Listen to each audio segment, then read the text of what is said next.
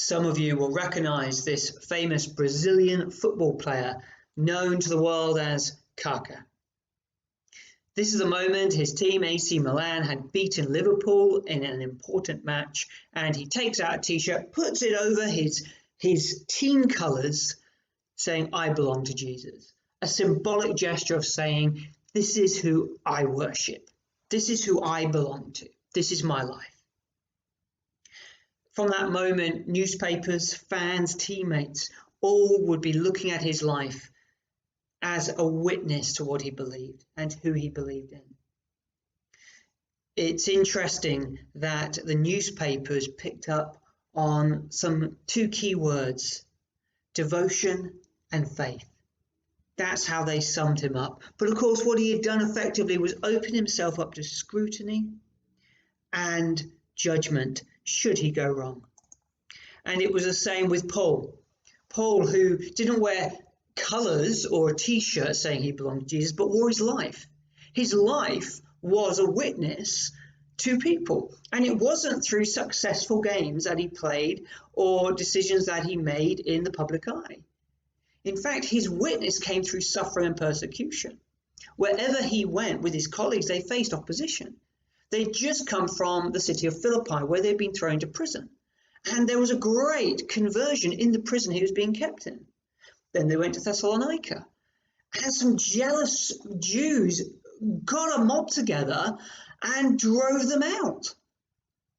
But from that opposition came a church plant that loved, a church plant that had faith, a church plant that had hope.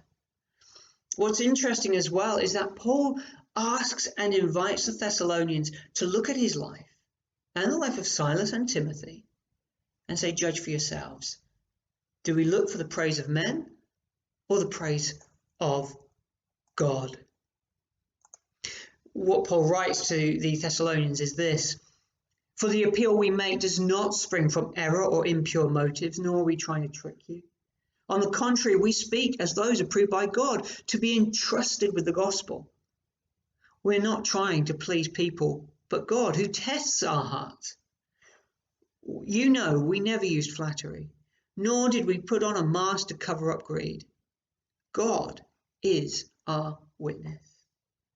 There's three things here. The first is the witness of Paul's life to the people around him. The second is Paul's witness to the Thessalonians. And the next witness is God's witness of his approval. You see, that is where we're all going to come before the throne of God. And it is to him we will give an account for how we've lived. So our living witness, is it to please men or to please God? This Sunday, we're going to explore this theme in a little bit more depth. We're going to look at chapter 2, verse 1 to 16. Have a look through it. Look at what Paul says to the Thessalonians they know. What do you know about us? What do you know about God? And what do we say we know about you and your faith? And have a look at the rest of the book, the letter. It's not too long. And see how the Thessalonian church adopt this attitude of declaring unashamedly that they belong to Jesus. It's life transforming. See you on Sunday.